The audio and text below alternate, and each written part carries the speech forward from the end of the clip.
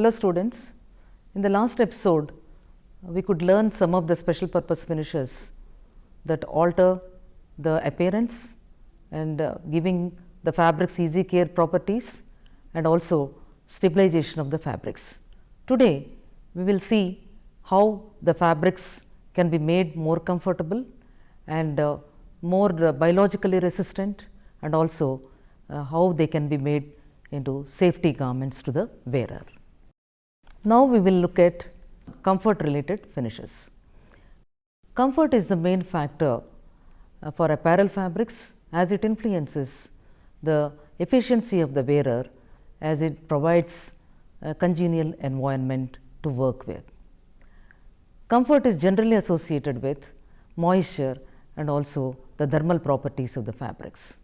These finishes either improve the moisture relations or otherwise they also improve the thermal stability or thermal resistance of the fabrics, and thus they can provide the comfort.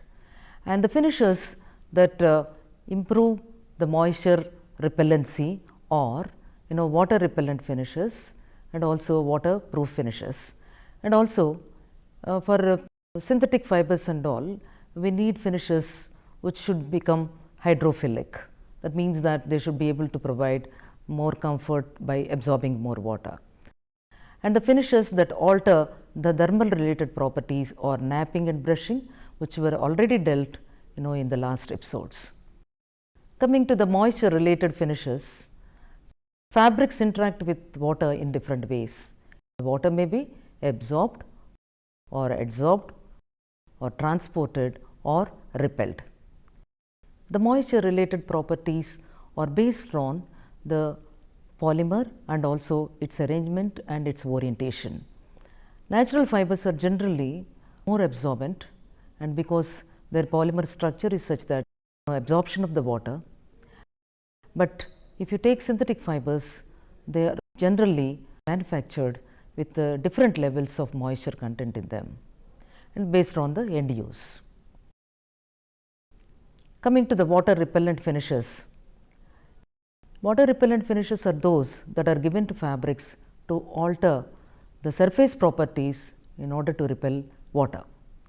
So, a water repellent fabric resists wetting, but if the water comes with certain force, it will penetrate the fabric. So, water repellency is dependent on the surface tension and permeability, which can be achieved by finishing or by having very closer fabric construction. Water beads up on the fabric that has been finished with water repellent material. The finish also prevents the spreading of penetrating the water into the fabric, and because it increases the interfacial tension between the fabric surface and water. Fabric must be closely constructed in order to be a better or effective water repellent. Water repellents are hydrophobic materials or chemicals that form hydrophobic films on the surface of the fibers. They do not fill the interstices, but the air permeability of the fabric is not altered, and therefore the fabrics are sometimes referred as breathable fabrics. It does not alter even the handle of the fabrics. And the 5 main types of water repellent chemicals differ in their cost, their longevity under washing and dry cleaning, and range of fibers and fabrics on which they can be applied successfully, and simultaneous enhancement of oil repellency. So, depending upon all these factors, the different types of chemicals that are available in the market today can be applied on materials. The first one is the wax emulsion water repellents. These are the least expensive hydrophobic chemicals, but they give excellent water repellency, particularly in close structured cellulosic fabrics. They are not durable either, but under washing or a dry cleaning. So, after several cleanings, it must be treated again or replenished in order to provide the water repellency. Solvent soluble wax emulsions are also used by the dry cleaners to restore the finish they are available in spray form, so that they can spray on the fabric and then make it water repellent. And the second group of chemicals are pyridinium based water repellents. They are long chain fatty amides and wax resin mixtures. They are durable under washing and dry cleaning in hydrocarbon solvents. And the third group of chemicals, that are silicon water repellents. They can be applied to a widest range of fabrics, especially suited to filament fabrics. They are also excellent on wool and wool blended fabrics. A high degree of water repellency is achieved and is durable under washing and dry cleaning. These repellents are also applied on cellulosic fabrics, providing a degree of water repellency equivalent to that of wax emulsions can be provided. The silicone treatment is more expensive when compared to other chemicals. Organic chromium water repellents are the other group. They are excellent for synthetic fabrics and give good results on wool also. They have good longevity under dry cleaning and moderate longevity under washing. And another group of chemicals is fluorocarbon or fluorochemicals. They are the water repellents that are being used on many fabrics today. They are unique in that they confer some oil repellency also along with the water repellency. Let us learn about waterproof finishes. Waterproof finishes are those that coat or seal the fabrics so that water cannot pass through the fabrics. They become impermeable even to the air, and thus it becomes very uncomfortable to the wearer. So, rubber coating was used earlier, and just because it is very heavy and it used to crackle with age, now it is not being used for waterproofing. So, the materials that are used for waterproofing may be vinyl resins and other things that do not oxidize and crack as readily as rubber are being used today. Different processes of waterproofing are in vogue. The popular methods of waterproofing include application on any finished fabric. The finished fabrics become impervious to water, wind, moths, mildew, and resistant to acids, grease, sunlight, perspiration and stains. The polyvinyl resins or polyacrylic resins provide tough stretchable plastic coating on the fabric. So, you can see that the fabric alters the handle, and thus the fabric cannot have its own pliable handle which was there in the beginning. And the differences between actually water repellent and waterproofing fabrics are, in case of waterproofing, generally the fabric is having low count, whereas in a water repellent fabric it contains high count. So, it is a closely woven, and in case of waterproofing it is loosely woven because it is anyhow being coated with some chemical. And in waterproof fabric, water cannot penetrate, and at the same time air also cannot be permitted through the fabric. Whereas in water repellent fabrics, water drops beat up on the surface, but with certain force the water enters through the fabric, and at the same time the air permeability is not being affected because the finish does not close the interstices of the fabric. And then the handle of the waterproof fabrics are altered, whereas the handle of the water repellent fabrics are not altered because it is just an ultra film that is coming on the fabric. It does not alter the handle at all. The waterproofing is cheaper to produce, and whereas the water repellency is little costlier, but it depends upon again the durability or the permanence of the finish. And generally waterproofing is almost permanent, and whereas this one water repellent finishes can be temporary, can be semi durable or durable depending upon the end use and the cost of finishing. Let us look at hydrophilic finishes. And hydrophobic fibers such as nylon and polyester are finished by using this kind of finishes. The finished fabrics exhibit enhanced wicking of water over their surfaces through their thickness and also through the surface. So, both the sides, the horizontal and vertical wickability is improved by this process. When placed in water, these fabrics become more wetter and than unfinished fabrics. So, hydrophilic finished fabrics are often used in exercise garments as they provide better comfort by transporting away the sweat that is being produced from the body of the wearer. Polyester may be made hydrophilic by surface modification using sodium hydroxide solution. This is treated with a higher concentration of sodium hydroxide, so that the surface of the fiber gets degradation, and thus it becomes the part of the polymer will being removed from the surface. Then this particular fabric, when it is washed, and it provides surface wherein the molecular groups which are helpful in absorbing the moisture will be exposed, thus the fabric becomes more hydrophilic. And by this finish, the polyester fabrics have improved handle and drape, and they are less likely to pill and may have improved soil release properties, reduced static buildup, and also have reduced tendency to cling when wet. Natural fibers generally have very good hydrophilicity, so that they can absorb the water and all. But what happens is, sometimes when some chemical treatments are given, the fabrics become less absorbent.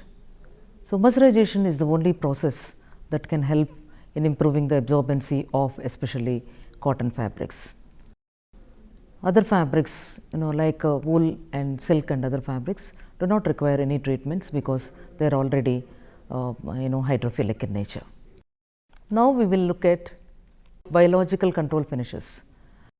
Fabrics exposed to surrounding environment are prone to damage by insects, moths, mold and mildew, and also microbial attacks besides UV rays. Generally, insect and moth repellent finishes are required for wool and woolen fabrics and wool blended fabrics. The finishes may repel or kill the moth, or make the fiber or the fabric unpalatable to the insects. Permethrin is usually applied for fabrics that are meant for making tents and canvas for outdoor applications. Certain chemical compounds are capable of controlling the mildew. They are aqueous phenyl, mercuric acetate, some organometallic compounds such as tin and copper, etc. Then coming to antimicrobial finishes, these have become very important today because there are lot of diseases are seen around, and also infections are seen and after the injuries and all. And so, these finishes are mainly given to control the spread of the disease and reduce the danger of infection following the injury, and also to help to inhibit the development of unpleasant odors from perspiration and other soil that is present in the cloth, and then reduce the damage to fabrics from mildew producing fungi and also rot producing bacteria. Producing fabrics with excellent antimicrobial qualities are known to ancient Egyptians. It is, as it is evident from the fabric that is being wrapped around the mummies several thousand years ago. And some of the organic extracts taken from the plants are also known antimicrobial agents. So, antimicrobial finishes and fabrics put to various end users have started in 1900s. Antimicrobial agents can act in two ways. One is by contact, that means that the antimicrobial agent inhibits microbes only on the fiber surface by contact, and another method is by diffusion, that is the antimicrobial agent is slowly released from the surface of the fibers, and thus they provide protection against these bacteria and other things. The antimicrobial agents can be applied to the textile surfaces by exhaust or pad dry cure methods, or by coating, or by spray and foam techniques. The substances could also be applied by directly adding it into fibers dope in case of synthetics and man-made fibers, wherein it forms a part of the fiber polymer system. A number of chemicals have been employed to impart antimicrobial activity to textile materials. These chemicals include inorganic salts, organometallics, indophores, also phenols and thiophenols, antibiotics, heterocyclics with the anionic groups, nitro compounds, urea, formaldehyde derivatives and amines. Many of these chemicals, however, are toxic and may be little carcinogenic, and so they are cannot be used on the fabrics, and so their use on the fabrics are limited. The fabrics that are being used on for apparels and all, these chemicals cannot be employed. Some of the most recent developments in antimicrobial treatments of textiles are use of various active agents such as silver, quaternary ammonium salts, polyhexamethylene biguanide and triclosan, chitosan dyes and peroxy acids. So, the durability of the finish to washing is the main concern in most of the commercially antimicrobial finished fabrics, and also due to the advancement in nanotechnology, you can find that most of these chemicals are made in nano form and applied, and thus they give an ultra thin layer on the fabric, and which can improve the efficiency of these antimicrobial finishes on the materials. Not only the chemicals, but also the herbal nano finishes are seen today, and which are more effective and which are also durable to washing and dry cleaning. Let us look at safety related finishes. The functional finishes that produce safety environment are grouped under safety related finishes. Under that, the first one that comes is the flame retardant finishes. Fibers used for textiles vary in their flammability, and natural fibers such as cellulosics, or they burn rapidly, and when they are ignited, and they continue to burn even after removal, and also they leave the afterglow. And whereas in case of protein fibers like silk and wool, they do not ignite so easily, but burn slowly, and but they are self extinguishing, because their polymer structure does not support the combustion, whereas in cellulosic, because of the presence of oxygen over there, and it continues to burn.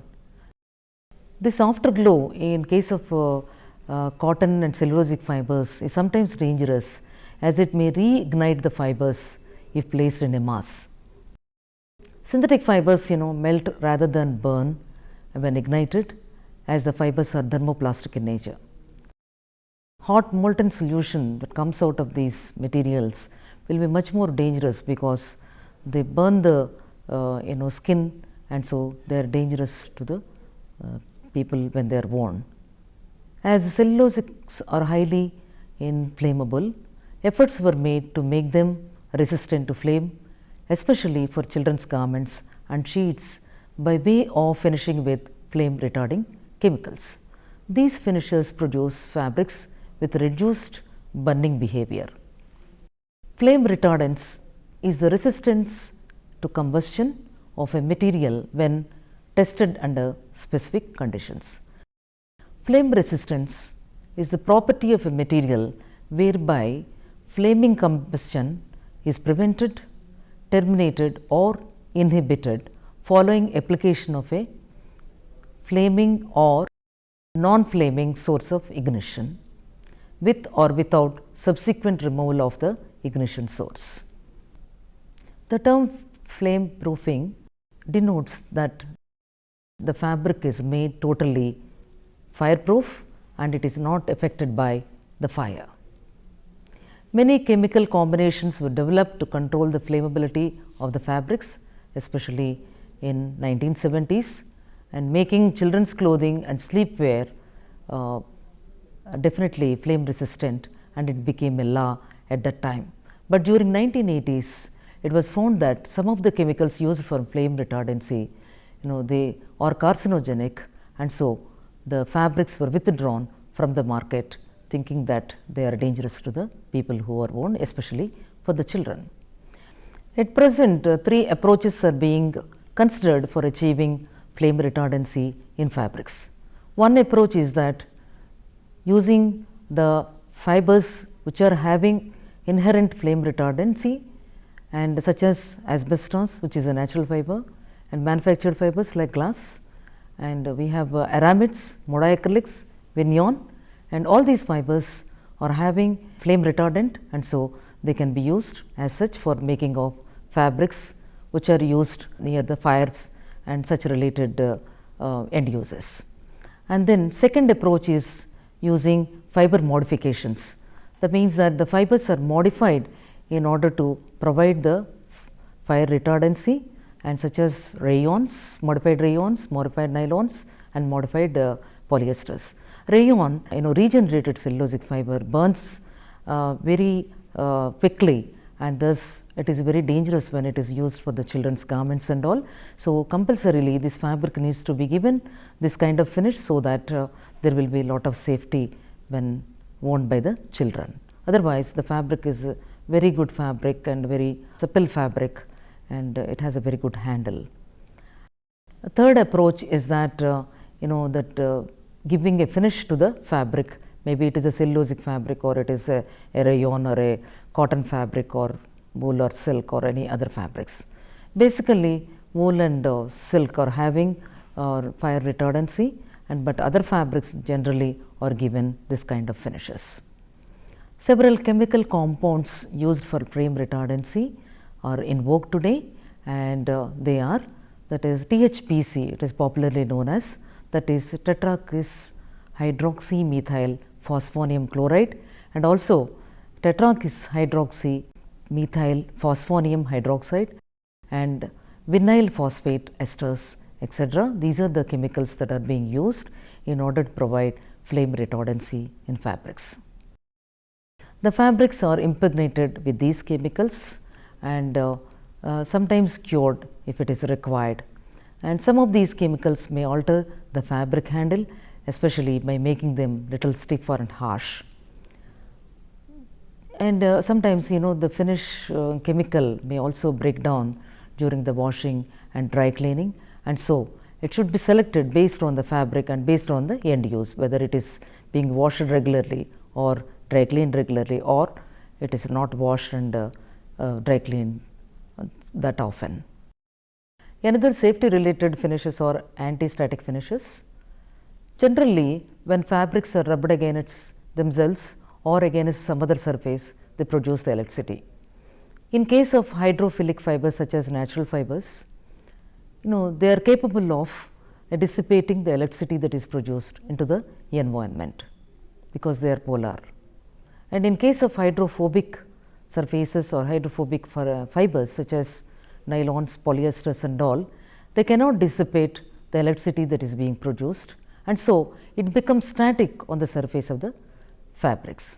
And so this becomes a problem in usage, and even while stitching, the fabric sticks to the sewing equipment, and also when worn it sticks onto the body of the wearer.